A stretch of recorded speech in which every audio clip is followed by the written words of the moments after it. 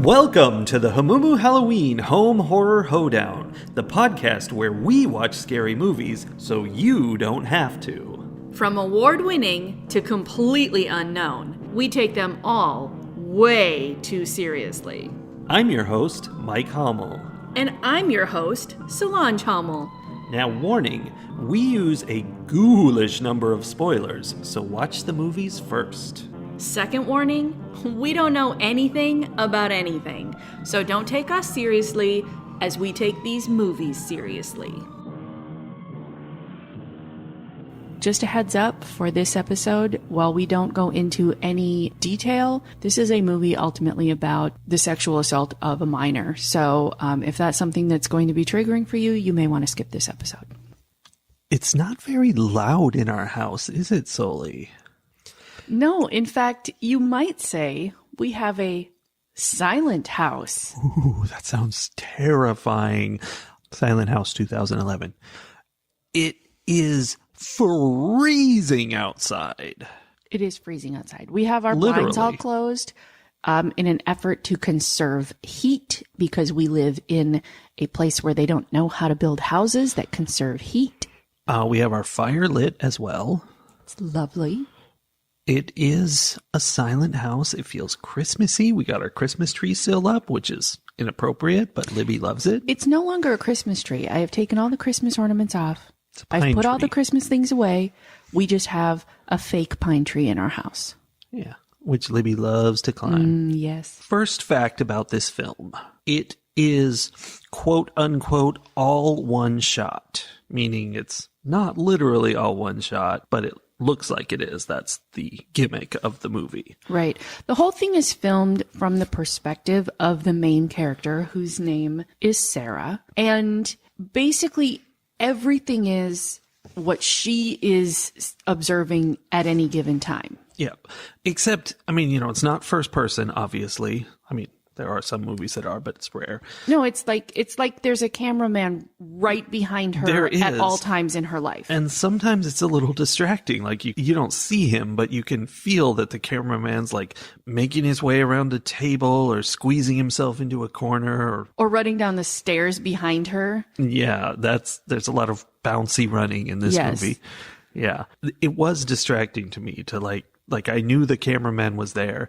And there was even one part where she was walking towards the camera and like looking around the room scared of what might be there. And it totally got me thinking about the art of acting and the fact that they're not allowed to look in the camera and like how weird that is to like, there's a guy standing in front of you with this huge metal thing pointed at you and you're just like looking around it, pretending it's not there. And that's weird. I'm not sure that I would be able to do it. If my Zoom call behavior indicates anything, it's that I would not be able to do that. That's what acting is. Apparently so. No, I think the fact that that the whole thing is told from this like outside of her head, third person, but definitely limited perspective is core to the storytelling. It is, we find out by the end. The whole thing is the exploration of her realizing that what she has in her head and what she is observing and what she thinks she knows is not accurate and kind of coming to a realization of what she used to know and has blocked out. This movie was losing me at first because of that real-time nature of it. The fact that it was all one shot means it's all real time. Mm-hmm. And there's problems with that. Like the most notable one for me was when she gets out of the house, because part of the plot here is that she's trapped in the house, but pretty early on she gets out of the house and goes running, and she basically runs a lap around their yard. And we're just sitting there watching her do this run. And it was like, first of all, it was boring because it was a very long time of just somebody running and nothing else. And second of all, it was distracting because I'm like, a normal movie would have cut away right at the beginning of this and then cut to her, panting at the end of it going, oh, just made it. And it was just weird that we had to sit and watch that. It was.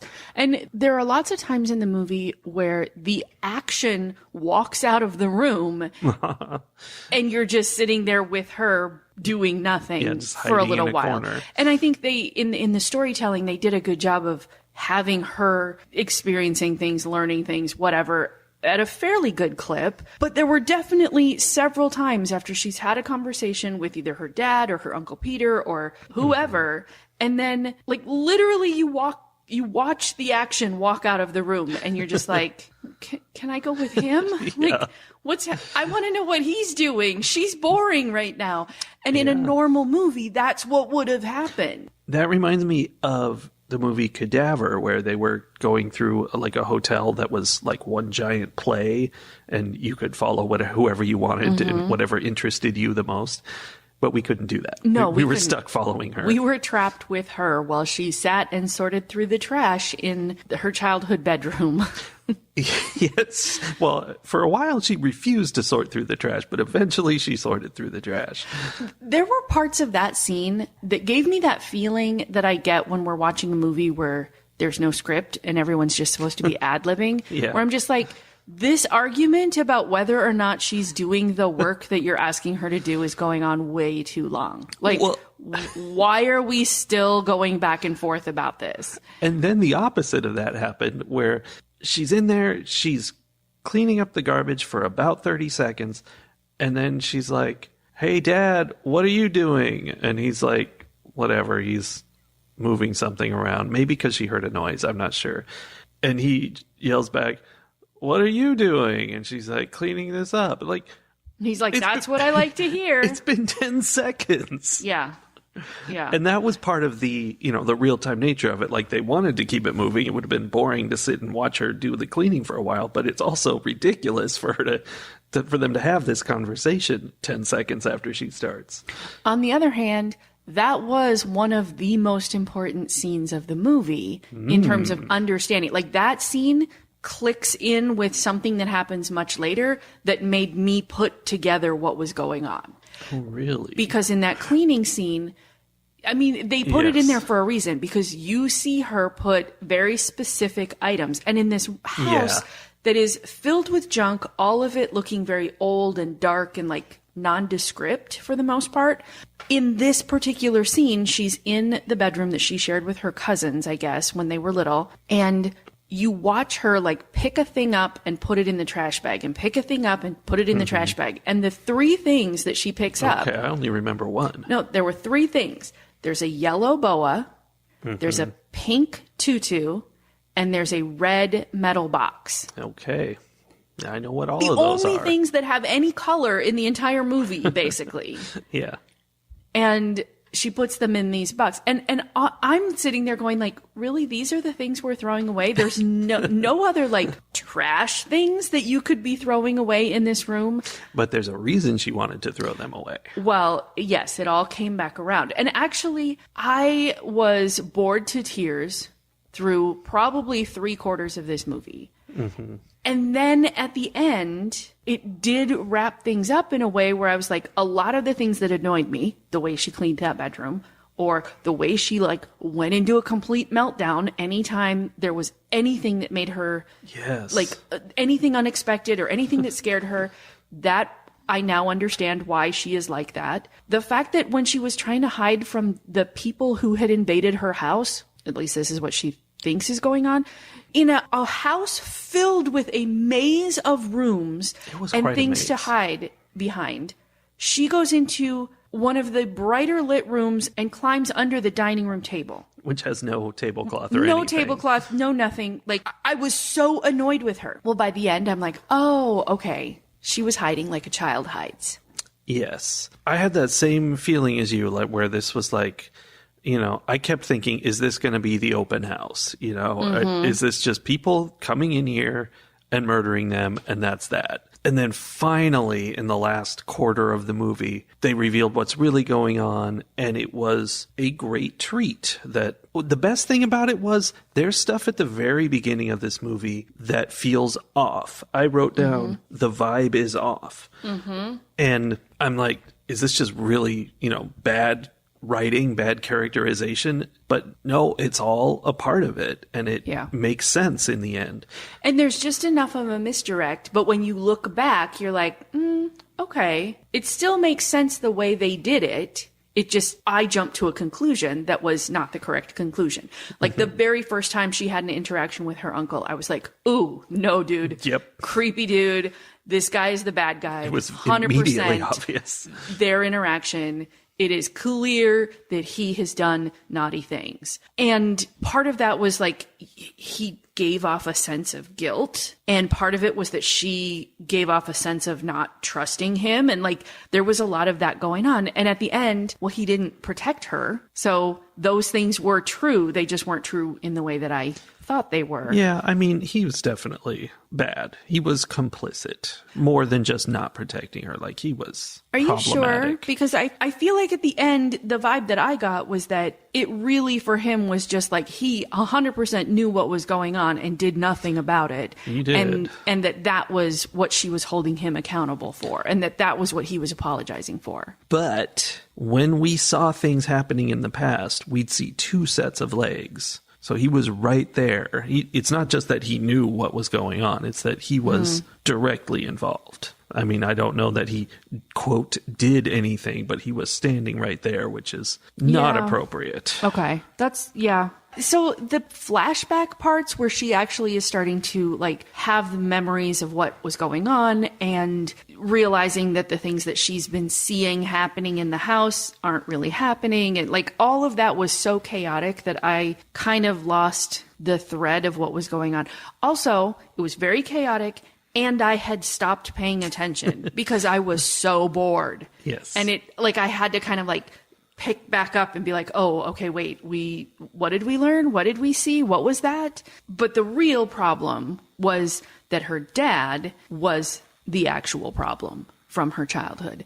And I thought they did a really good job of setting that up because when you look back at the beginning, they are having interactions. Like they're talking to each other. You definitely don't get the vibe that like she hates him or anything, but they're not super close. I don't know. There's just a lot of things. And of course, in movies, when adult women call their father daddy, that is never a good sign. When she was doing that throughout the movie, I was always like, ew, I don't like that. But I didn't think there was a problem necessarily. Right. Because it's not a problem all the time. Yeah, I mean, in real life. It's not actually a problem. It's just kind of... Yeah. But it is one of those like markers that we use in movies, like how there's only one reason that women in movies throw up. Yes. So by the end, we realize, here's the spoiler part of this movie. I mean, spoilers. I think we've already kind of dipped our toe in that water, but the big spoiler of the movie is that none of the things that she thought were happening in the house were happening. She was the one hurting her father and her uncle, and she was imagining that there were other people there because she had blocked out the fact that she had been abused by them. And so then we have the last quarter of the movie being her knowing what she's doing and getting her revenge. Yeah, but also kind of fighting against it. Like she was kind of split personality, but not really split personality, but kind of. Kind of slipping in and out of reality. Yeah. Yeah. And here's the overall problem that I have with this movie. Yes. I did not care about her. Wow, that's terrible. It's terrible. And given, you get to the end and I still was sort of like, The beginning of the movie, there was nothing about this character that I really connected to, or that like there just wasn't enough world building or character building at the beginning for me to be invested before things started happening. And then everyone was behaving in such odd ways that I was just like, I don't know, you're all like, why are you doing this? Very like, weird people. Right? And half of what she was doing, I was victim blaming. I'm like, you're bringing this on yourself. Like you are doing things that are making it easier for them to continue attacking you. Like, why are you doing it? She was actually doing those things. Right. And it does make sense at the end. But by that point, I've already like moved on from caring what happens to her. I had that exact thing. Like halfway through the movie, she was just walking through the house and I'm like, they have not given us any background to these characters. Like they don't mean anything to me. They're just people.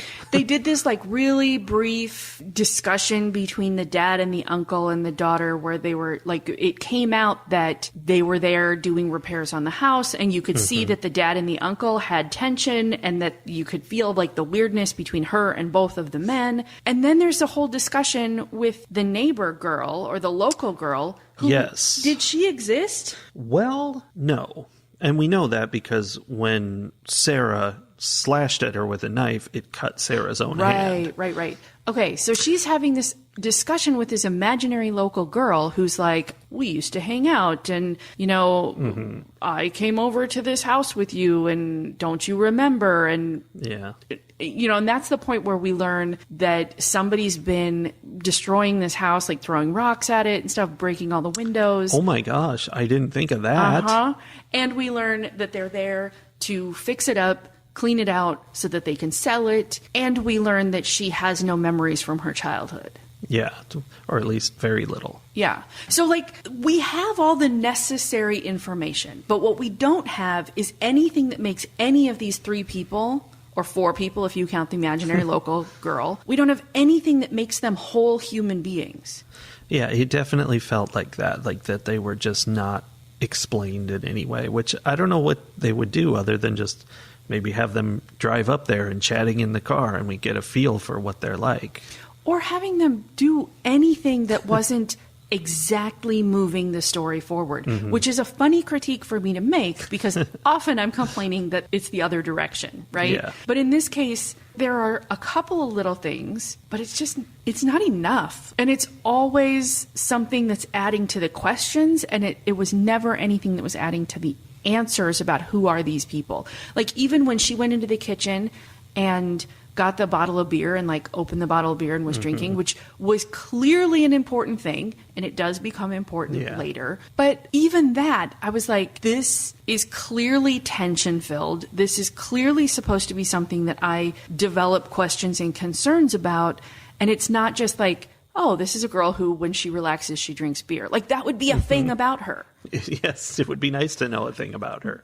But I don't know that because she looked really uncomfortable drinking that beer. And all I could wonder was, why is she doing this? Why is she so uncomfortable? What is happening? Also, why am I sitting here watching her drink a bottle of beer instead of seeing any of the things that are going on in the rest of the house? Because that's the movie. It's all second person. So Sophia is the neighbor girl who doesn't exist. Right. And I have two takes on her. First is partway through the movie, I was like, oh, I get it now. Sophia's not a ghost, which is what I thought she was from the beginning.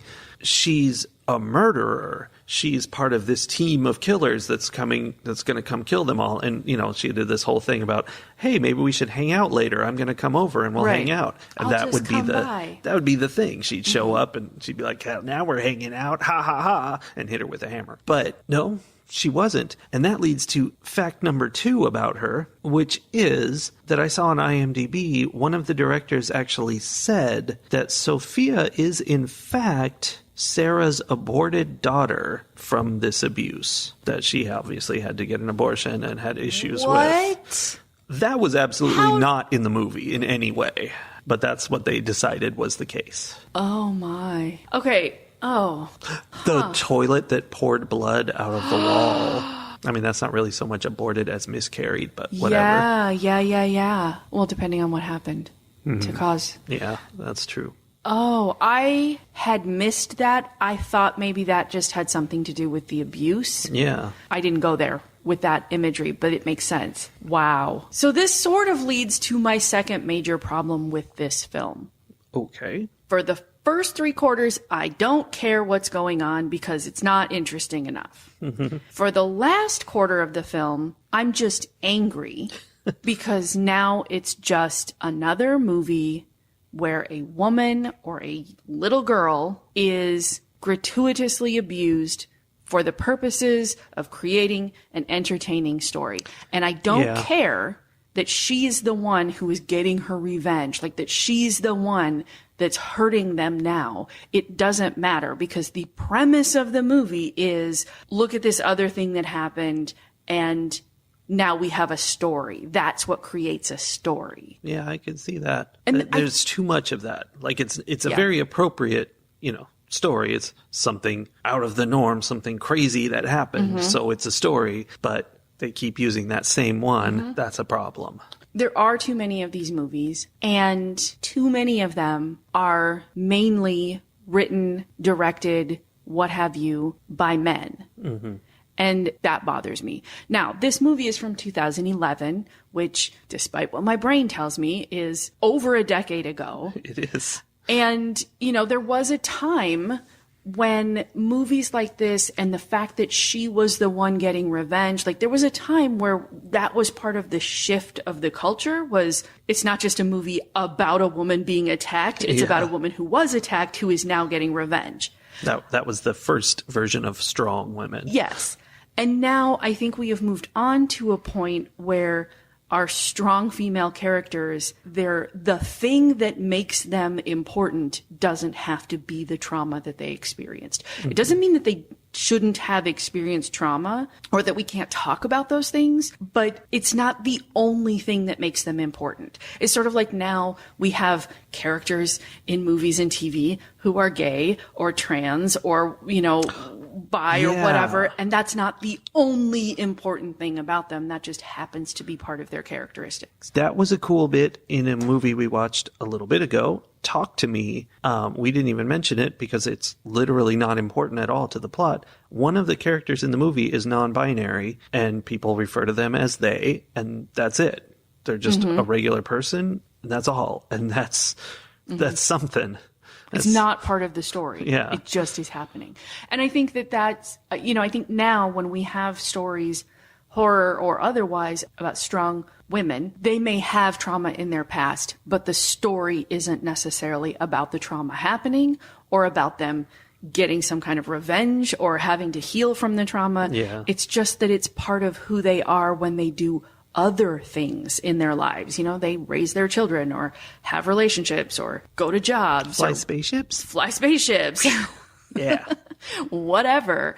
I think that this particular style of story had its moment where it was a powerful storytelling piece, but that moment has passed. And 2024 me watching this 2011 movie was exceedingly annoyed by it. Yeah. Speaking of strong women, and you've mentioned this before, throughout this movie, Sarah is just in hysterics for the entire movie. And every time I saw it, I was like, this is grating. I don't want to see this. It's unpleasant to watch. It's also exactly how I would act in this situation. She's not just scared. She's like incapable of functioning because she's so terrified and has no idea what's going on. And I think it's probably like the most realistic way to portray someone scared of things. Like we never see that in movies, but it's so annoying. Right. There's maybe a reason we don't see that very often. We don't want to see people acting the way they really do. We want to see them being stronger than that. Right. I think I like that choice in that is a realistic response to having this like traumatic background that you don't remember. Like she is afraid all the time because her body remembers being afraid and knows that there's a reason to be afraid, but her brain has, is pretending there isn't. So she's got that the trauma response going on the whole movie. Right. And so it's very realistic, but it's really annoying to watch someone not be able to function. But then as I was watching, there were parts where I was like, oh my gosh, just get it together. Like, why are you in full paralysis because there was one small sound out in the hallway where your dad is? Like, But I'm like, why? And then I stop and think and I'm like, oh, when my anxiety is high, it takes almost nothing for me to go into paralysis mode and to like go into this full panic of, I don't know how to handle this. Yeah. So I really think it was a very realistic portrayal, and we don't like people. People are terrible. Show us fake people. Well, I think there is something about that we don't like to see weakness. Yeah. Yeah, for sure. Okay. I was thinking about this while we were watching a different movie today, one we're not going to be reviewing because it's not a horror movie.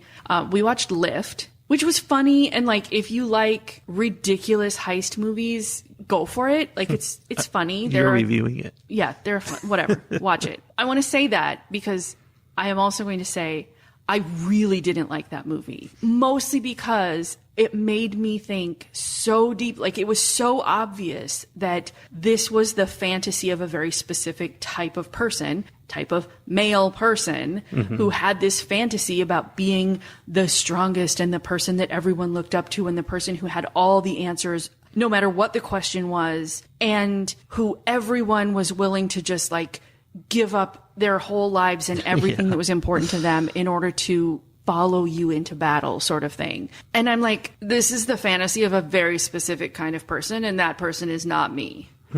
Which is fine. Like, great. All that means is that movie was not made for me. Fine. But it also made me think about this movie and how often in horror movies there is also that level of awareness of like, oh, this movie is kind of a fantasy, not the positive, not a good fantasy, but like a dark fantasy or a like someone's getting hurt fantasy. And if you aren't paying attention to whose fantasy it is, you don't understand what the movie is saying. Whose fantasy is it? This one in particular? I feel like this one was supposed to be written as a fantasy for women who had experienced abuse, right? Like, it's supposed to be that like revenge fantasy. The problem is, I don't think control of all of the decisions was in the hands of someone who understood that fantasy. And that's sort of what I'm talking about. Like, sometimes it's, do you understand who the fantasy is aimed at? And other times it's, does the person who wrote the story the fantasy understand who the fantasy is aimed at? Because if those two things don't line up, it comes across as disingenuous. Yeah, there's something about the fact that she didn't even know she was doing this. Like, she had lost her mind and basically killed these. Well, she only killed her dad, I believe.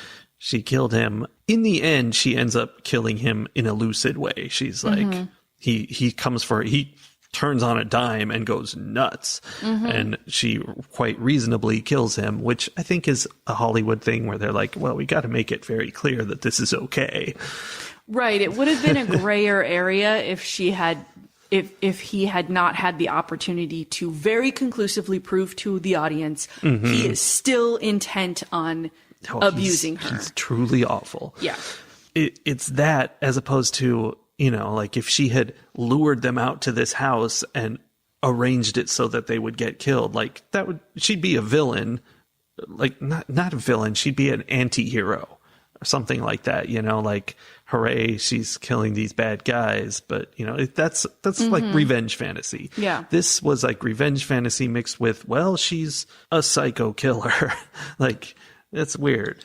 Yeah. Well, and it was a revenge fantasy, but so much of it focused on the, here, look what happened to her, that I'm like, that doesn't feel like, now it feels like someone else's fantasy is kind of edging in. Yeah. And it's not the same person. And that, I think that's what makes me uncomfortable about a lot of these movies that have assault or sexual violence in them, because there's a very fine line between, is the point of the movie the revenge, or is the point of the movie, look at this? Yeah. I mean, we've definitely been there before. Yeah. Not necessarily with that kind of trauma, but with just like brutally assaulting women physically.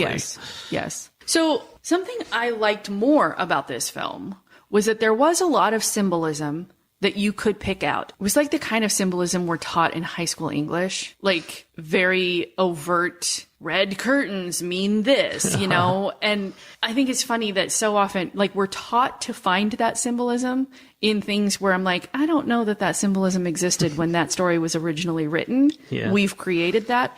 But then we learn that that's what symbolism is. And then we go on to create content where we include that symbolism, which is a funny, like, weird, self-fulfilling prophecy kind of thing that happens. But this movie had a lot of that very overt symbolism. The tutu and the boa being, like, brightly colored and, you know, so childish, and moment of innocence in the darkness of this abandoned house. But more importantly, the fact that she kept getting locked in the house at various times. And she was the only person who could let herself out of the house True. in all of those different times, which I thought was a little clunky, but also was kind of interesting. Yeah. And the fact that it was all from her point of view, like we talked about at the beginning, seemed also very symbolic, where it was, you know, oh, we're in her head, but not in her head because she's not even in her head. Ooh. So it's not first person because she has disassociated from what's going on in the reality too. So like we are kind of Sophia following her around. Yeah. I don't know. I thought some of that was interesting. Very artistic. Mm-hmm. Ratings. We've covered all the angles about what this movie is like, and that's kind of my take on it, that at first it was like, this is pretty dumb, pretty boring, and then as the twist comes into it and you realize what's really going on, it's like, oh, that's really clever and cool. But it doesn't make up for the fact that it's not fun to watch in the first place. So like, if they had done it better with this twist, it would be great. And I should point out that this is a remake of a 1 year older Uruguayan movie. So I might have to try that sometime and see if they did it right in the first place. Yeah. But it means it's not a great movie, despite having this really clever, cool idea about how it all works. So I'm just going to give it, you know what? I'm going to give it 3 Polaroid pictures out of 5 because I'm bumping it up a little because that is a clever thing they did. Mm-hmm. I am actually going to give it the exact same score, 3 Polaroid pictures out of 5. Okay.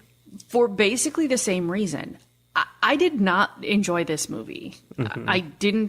I've already said, I was bored for a big part of it. I was confused for a chunk of it. And then I was annoyed for the ending of it. And so the story itself did not work for me. And I do think that that is a case of it being a 13-year-old movie. Yeah. I think that plays into it. I think I probably would have enjoyed this movie a lot more had I seen it in 2011. Because I would have been more in my own personal, like, revenge fantasy is the strong female character kind of place. That being said, I'm still giving it 3 because I feel like I can see what they were trying to do. And they did interesting things. Yeah, a whole lot of little sneaky foreshadowing that you could feel smart for picking up. Mm-hmm. And I mean, I feel like this is a very accessible horror film. You know, and I say that like, I feel like it's going to sound arrogant when I say accessible, meaning like the symbolism is pretty obvious. The foreshadowing is pretty obvious, but that makes it accessible to me too. Like that's what I mean by that is like, like you said, I could watch it and I could see the things. I noticed them myself and I could feel smart watching it because I was like, oh, I noticed that. Like, I understand what this scene where there's a little girl whose face we can't see in a pink tutu and a yellow boa. I'm like, oh, I know who that is because I was paying attention. And like at the beginning of the movie when Uncle Pete was creepy, like some movies, the characters are just like that. And you're grossed out, but they didn't even intend that. Right. And so that's kind of what you think at first, but it's in there and it kind of connects. Yeah. There was a lot of that. I think there was discussion about the rot all through the house. Yeah, there was. Which I forgot about that. Is really very strong, heavy-handed symbolism, but it was done in a way that didn't feel super overly heavy-handed. I mean, if you are someone who, you know, is way smarter than I am, you might have felt like this movie was over the top with that. But I liked it. I liked the one-shot effort because it was part of the story. It wasn't just like a weird gimmicky thing. It had a reason. There were just a lot of things that I liked about it. It still didn't work for me, but I liked it. I feel the same. Like, it should have been good. Yeah. One thing that I didn't mention earlier that really didn't work for me was that for a significant chunk of she's having panic attacks about all the sounds that are happening all around her section of the movie, it was a lot of heavy, like Blair Witch style breathing and up close face things and running around inside the house. And I was like, yeah, no, the panting in my ear worked to make me anxious when Blair Witch came out, but that's been done enough that I don't have the same like mirror neuron response. It's just because you didn't like her. That is possibly also it. I was just like, sit down and take a breath, girl. Yeah, so it didn't work overall, but I can appreciate what they were trying to do, and I give it leeway for the fact that I'm probably judging it based by standards that are 13 years past what it should be judged by. That is appropriate. That's what we're doing. Yeah. Fight the horror of a world gone mad. For my hot semi-political tip this week, the fact that we record these several weeks in advance is going to be a little bit of an issue, but not really. Very recently, there was Human Trafficking Awareness Day, and I think it's appropriate because that's not something we should just be aware of on a single day or care about on a single day. So because of how annoyed I am by the premise of this movie, and because unfortunately those sorts of traumas are things that are experienced by way too many people way too often, I will use this opportunity just to point out that violence against women, violence against girls, violence against anyone who is vulnerable is a thing that happens regularly, and we should all be on the lookout for it. We should not ever be Uncle Peter, who just lets things happen and doesn't say anything. And these are things, we should be aware of. So, I don't know, take a moment to Google human trafficking signs and what you can do if you think there might be something going on. In fact, here in Texas, the Texas Department of Transportation has an education program called On the Road to End Human Trafficking, where they give information about how you can identify human trafficking situations, how you can report if you think something is happening. There are hotline numbers. There's all kinds of information. So if you Google On the Road to End Human Trafficking, you will find their page that has lots of information to keep yourself, your loved ones, and other human beings safe. Yeah, because other human beings matter too. What? They do. So that's that. Okay, well, I'm going to go run a lap around the yard, and we will be back next week with an exciting new film that's in multiple takes. Sounds good. I can't wait. Me neither. Bye. Bye.